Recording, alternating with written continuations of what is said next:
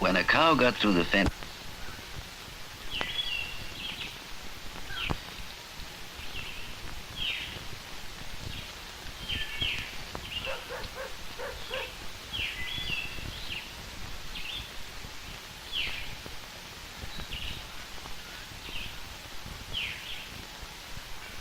two worlds are contained in the woodlot. Next door to the world of human concerns is the other, where curiosity can stumble over a feather and find death.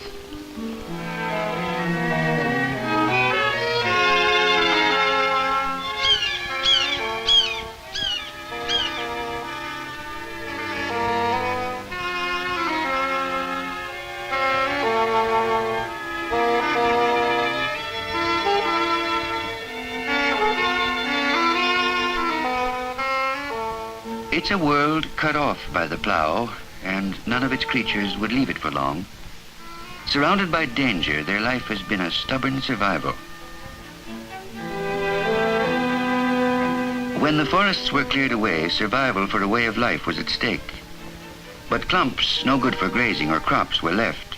As long as enough was preserved, nature could fit her ways into the smaller pattern.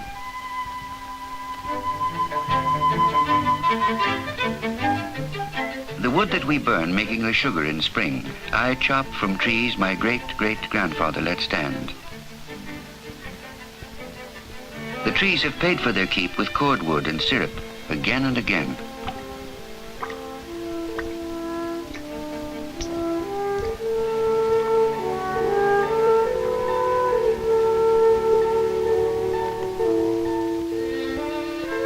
All through April, before early milking, I'd sneak to the bush by myself and sit quiet.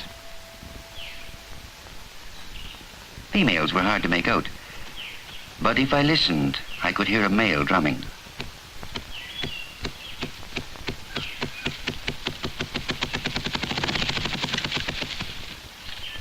Other grouse know by the drumming it's his territory. Females can enter. Any male he's going to fight off. There's danger in showing off, but he keeps up a noisy display.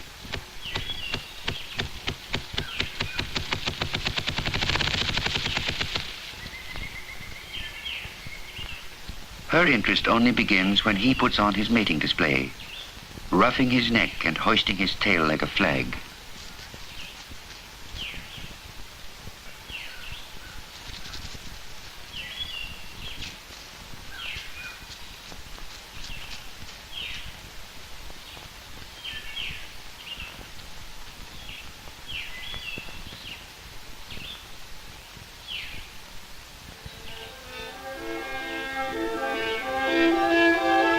I found the eggs a month later. She was the only hen I could find in our sugar bush, and there was just the one male, I was sure. A pair of grown birds were all that ever seemed to be left every time spring came around, but there are usually 12 eggs at least to begin with.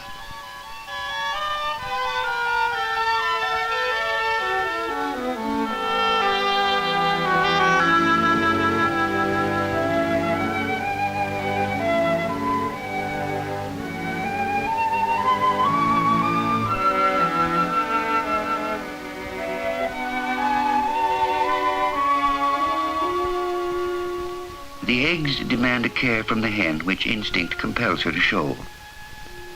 She settles quietly down to the job of hatching the newest generation.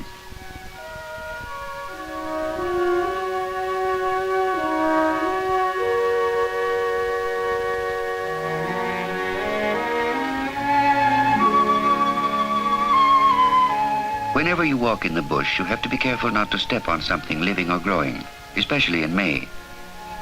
The trillium has pushed its way up through last year's leaves, getting its blossoming done in a hurry while the sun can still shine through the lattice of this year's leaves.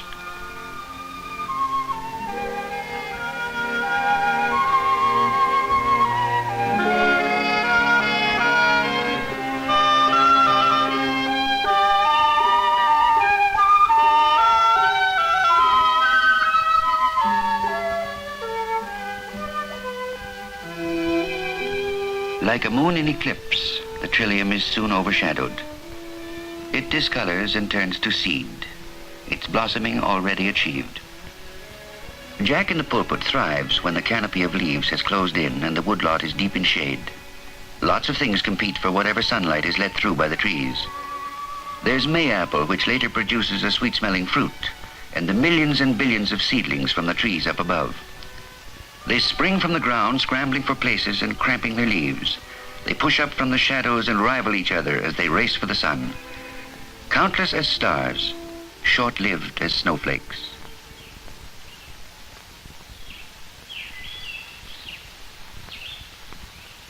Seedlings don't often get to be trees, but anything vulnerable nature makes multiply to counteract depletion of her ranks.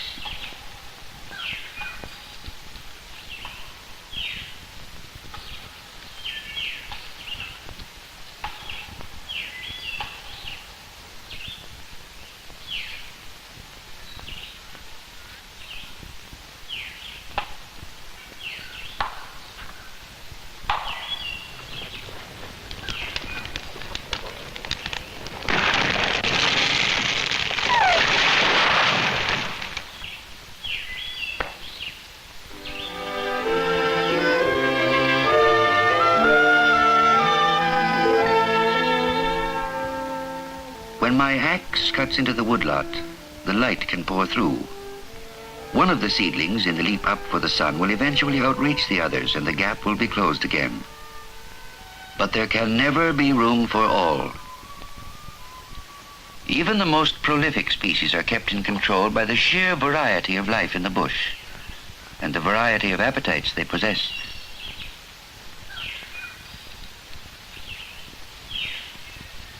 The twigworm's appetite for the maple would destroy every leaf of every tree in the bush. But the wood thrush has him under control.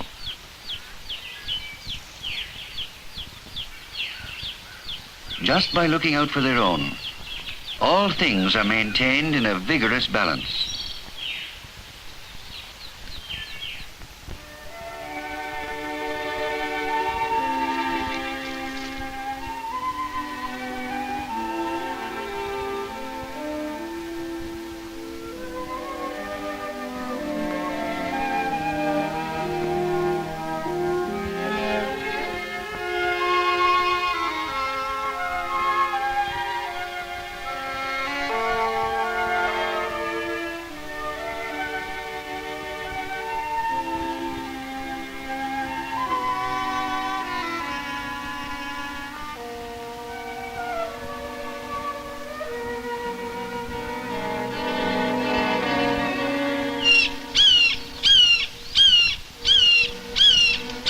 In unchecked supremacy, it was the hawk that got the snake.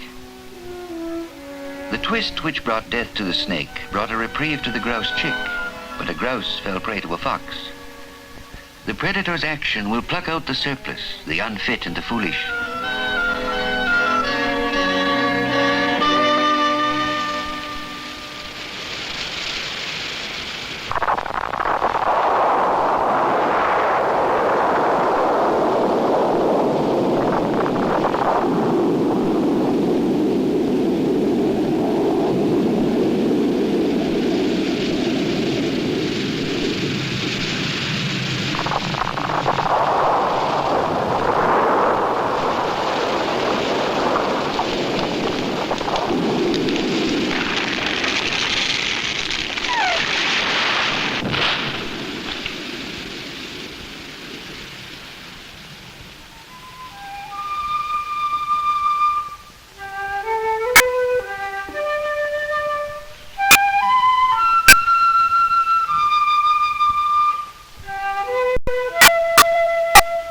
Nothing was destroyed in the bush without my feeling the loss.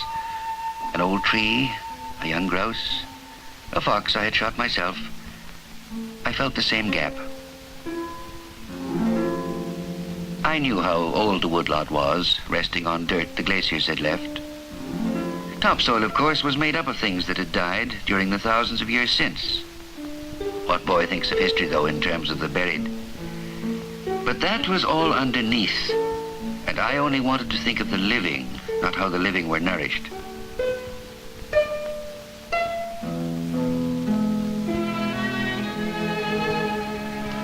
But if you live near to nature, you have to observe that death makes possible the redistribution of the materials of life. The strength that was once in the living tree is not lost. The funguses feeding on dead logs and stumps, reducing them, bringing them low, are unlinking the chains that structured the tree, and that strength is put back into the earth.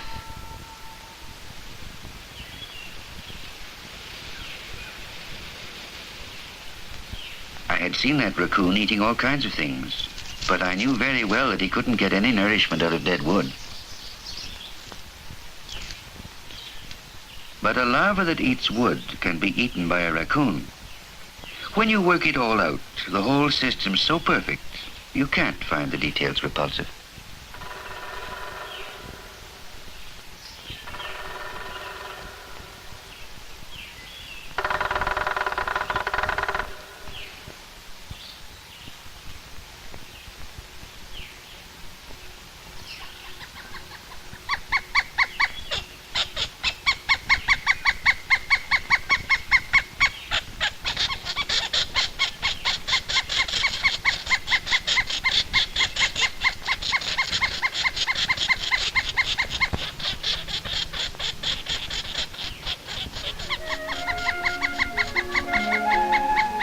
Those who are fed and those who are fed upon relate in a pyramid pattern that has shaped the lives of all creatures. The bush contains millions of lowly insects which form a basis for creatures more complex in their behavior.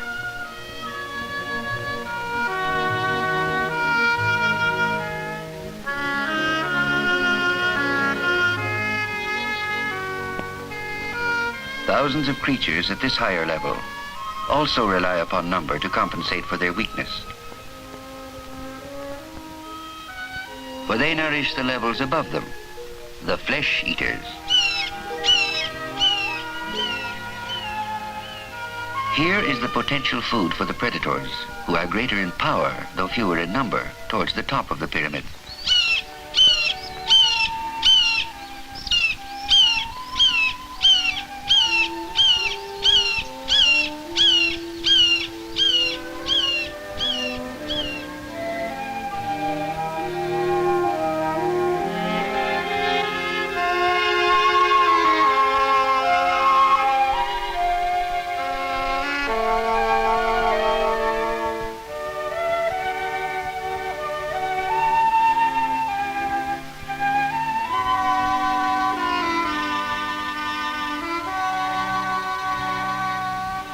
From the summit, the hawk acts as sentinel. By looking out for himself, he stabilizes the living structure of the pyramid, which he himself makes complete. The woodlot sustains all the plants and creatures in its fold, and they in time give sustenance back to the woodlot.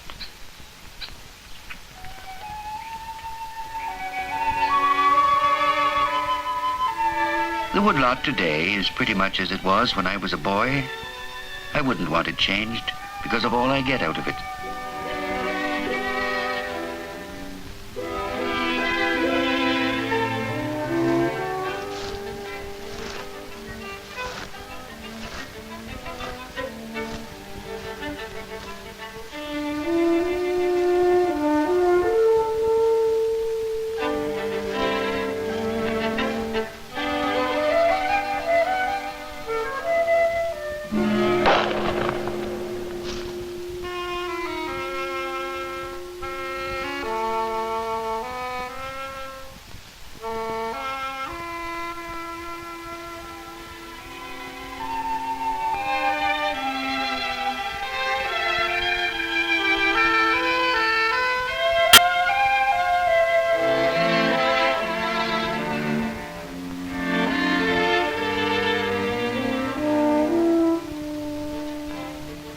I get a grouse in the fall, and the maple sugar, and of course my wood.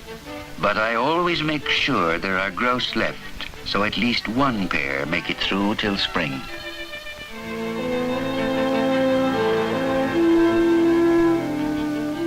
This is the woodlot my great-great-grandfather let stand. And as long as there's someone who understands it in the way I figure he did, it will still be there when my great-great-grandson gets to know it.